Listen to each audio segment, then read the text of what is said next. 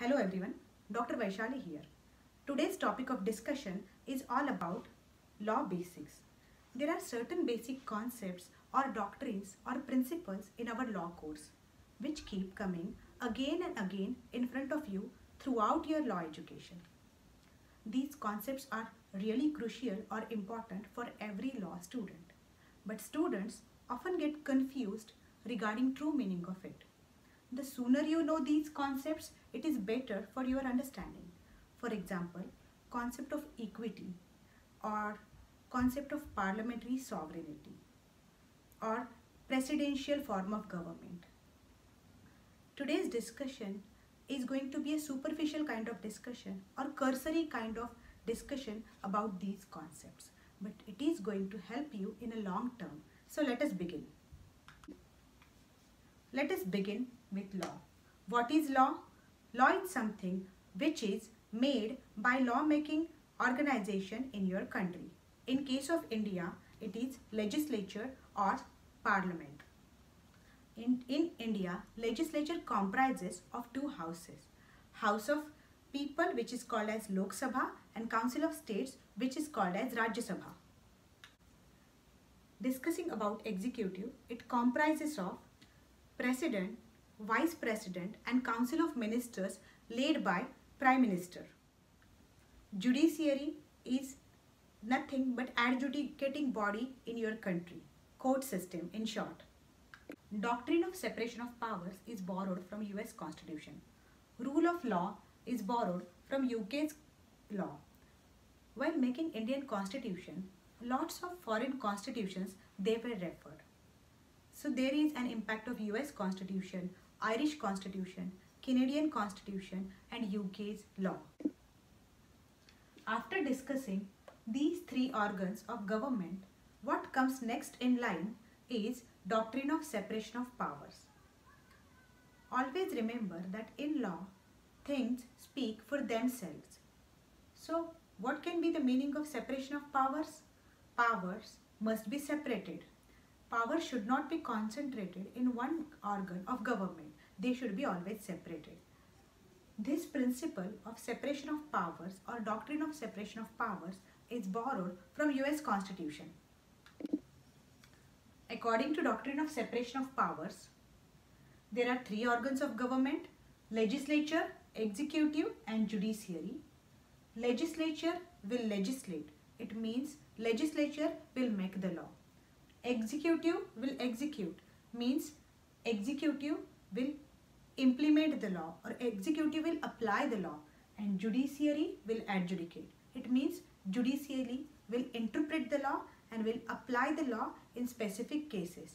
So according to theory of separation of powers, these three organs must be kept separately and they must act separately, because power corrupts and absolute power corrupts absolutely. So in order to avoid that concentration of power which corrupts, this theory of separation of powers is adopted by Indian Constitution. Doctrine of rule of law or concept of rule of law. So as I told you before some time, in law things speak for themselves. So what can be the meaning of concept of rule of law? Law rules. Law is above everything. So king is not law, but law is the king. This concept is borrowed from UK's law. Now let us go through types of government quickly. Unitary government. Unitary government means political power is centralized at the national level, which is called unitary government. So what is federal government? Political power is decentralized and split between state governments. So it is called federal government. And what is quasi-federal government? It's a mixture of unitary plus federal type of government. Now, unitary government, classic example is UK.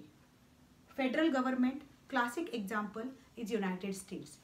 And quasi-federal government, which is a mixture of unitary plus federal elements, classic example of quasi-federal government is Indian government.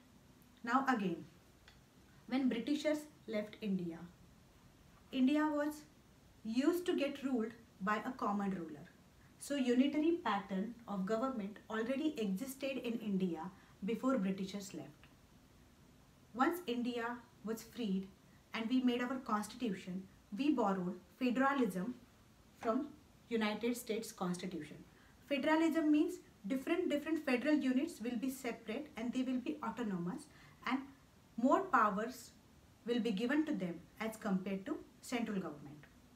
Now, we had a choice. So what our policy makers did, they made our polity quasi-federal. It's a combination of some unitary features and some federal features. So we have a government which is called quasi-federal type of government. Judicial review. Judicial review is nothing but review by Supreme Court or High Court of constitutional validity of any act. So if any law is made in India which is against the constitution or which goes beyond the ambit of Indian constitution, then Supreme Court or High Court can declare that law as unconstitutional, and this is called as doctrine of judicial review. Next very important doctrine is doctrine of precedent. Doctrine of precedent means principles established in legal cases are binding on lower courts.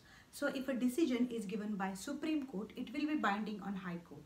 If a decision is given by High Court, it will be binding on lower courts. Now, if Supreme Court wants to repeal its own decision, it can constitute a higher judges bench and it can repeal its own decision. So in short, it is called as doctrine of precedent, that decisions given by upper courts are binding on lower courts. While discussing parliamentary government, in India we have parliamentary type of government. Presidential government, it is there in United States. In case of parliamentary government, executive is accountable to parliament, and in case of presidential government, executive is not accountable to parliament. Constitutional supremacy. In India, we do have constitutional supremacy. So what is constitutional supremacy?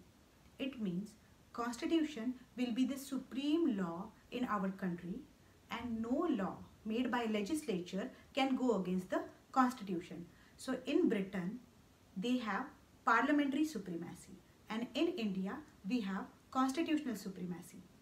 Parliamentary supremacy means parliament will be the supreme lawmaking authority, and because there is no constitution in Great Britain and parliament is the apex lawmaking body, so parliament can repeal any law. But in India, we have constitutional supremacy, so constitution will be the supreme law and parliament can make law only within the ambit of the constitution and it cannot go beyond the constitution.